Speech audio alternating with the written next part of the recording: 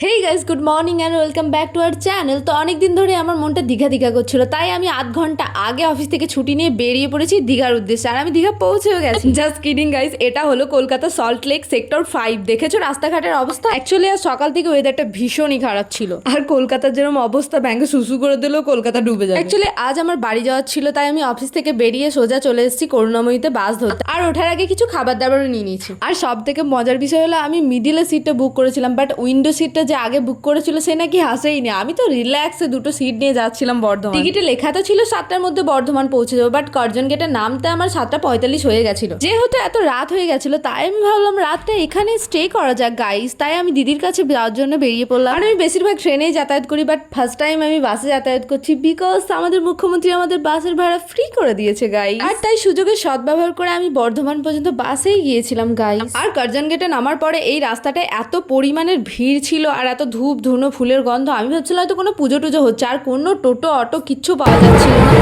আর তারপর আমি বুঝতে পারলাম আসলে আজ ছিল মহরম, আর বর্ধমানে প্রতি বছরই এর জন্য রাত জাগরণ হয়। আমার বাড়ির সাইডে কোনো রকম মহরম হয় না, তাই আমি এ ব্যাপারে কিছু জানি না গাইস। আর দিদির কাছে পৌঁছেই দেখি দিদি আমার জন্য নিয়ে এসেছে বিরিয়ানি। আর সকাল হতে না হতেই কেক বিস্কুট খাইয়ে দিদি আমাকে পাঠিয়ে দিল বাড়ি। জাস্ট কিডিং গাইস, দিদি আমাকে অনেক বাড়ি থাকতে বলেছিল। তোমরা হয়তো আমার মুখের অবস্থা দেখে বুঝতেই পারছো আমার কি পরিমাণের ঘুম পেয়েছে। সত্যি কথা বলতে মাত্র একদিনের ছুটি পেয়েছি, তাই ছুটিটা আমি এইভাবে নষ্ট করতে পারবো না, আমাকে আমার মায়ের কাছে যেতেই হবে। আর যাদের বর্ধমানে বাড়ি তারা অবশ্যই এই জায়গাটা হয়তো চিনতে পারবে। এটা হলো কৃষ্ণচারী পার্কের ঠিক সাইডের রাস্তাটা, যেখানে থরে থরে কিছুদিন আগে ফুল বিক্রি হচ্ছিল মাত্র 50 টাকা করে এক থোকা করে গোলাপ। সবাই দেখলাম প্রচুর পরিমাণের ভিডিও করেছে, আমারও আসার ইচ্ছে ছিল, বাট সময় হয়ে ওঠেনি গাইস। কিন্তু আমার দিদি আমার জন্য এখান থেকে অনেকবার ফুল নিয়ে গেছে। আর রাস্তায় এখানে অ্যাক্সিডেন্ট হয়েছিল, তাই বাসটা প্রায় 2 ঘন্টা মতো লেট করেছিল। বাড়ি পৌঁছেই প্রথম মায়ের হাতে গরম গরম ভাত। যারা আমার মতো বাইরে থাকো তারা অবশ্যই এই ব্যাপারটা ফিল করতে পারবে। আর আমি ঘুমোচ্ছিলাম, ঘুম থেকে উঠে দেখি মা আমার পায়ে তেল দিয়ে দিচ্ছে, বারণ করছি তাও শুনছে না। তারপর আমি আবার ঘুমিয়ে পড়েছিলাম, আর কিছুক্ষণ পর উঠে দেখি আব্বা আবার আমার পায়ে তেল দিয়ে দিচ্ছে। এত বারণ করছি এরা কেউ শুনছে না, কারণ আমি বাসে আসার ফলে আমার পাগুলো পুরো ফুলে গেছে। আর আমার মতো অনেকেই আছো যারা ভাত রুটি খায় ঠিক আছে, বাট কিছুক্ষণ পর পর মনে হয় কিছু খাই। আর আমি বাড়ি আসার পরে এই ব্যাপারটা অনেক হয়। বা ওখানে থাকলে তো কাজে ব্যস্ত থাকে আর নিজের মতো থাকে, কিছু করতেও ইচ্ছা হয় না। আর এখানে আসলে মায়ের কাছে হাজার একটা বায়না করি, এটা করে দাও ওটা করে দাও। আর মা আজকে বিকেলবেলায় বললো চল তোর জন্য একটা খাবার বানাই, আর এটা বানিয়ে দিল মা। আর এই রেসিপিটা বেসিক্যালি আমার নানির। আমি ছোটোর থেকে দেখছি আমার নানি যখনই আমাদের বাড়ি আসে তখনই এটা বানিয়ে নিয়ে আসে, আর এটা ভীষণ টেস্টি হয়, আমার খেতে ভীষণ ভালো লাগে। আর আমার দিদির আর আমার মধ্যে তো এটাকে নিয়ে মারপিট হয়ে যেত। তোমাদেরকে সবকিছু শেয়ার করার জন্য আমাকে এখন লং ভিডিও বানাতে হবে, যেটা আমার পক্ষে পসিবল নয়। তো দেখা হচ্ছে নেক্সট পার্টে, টাটা।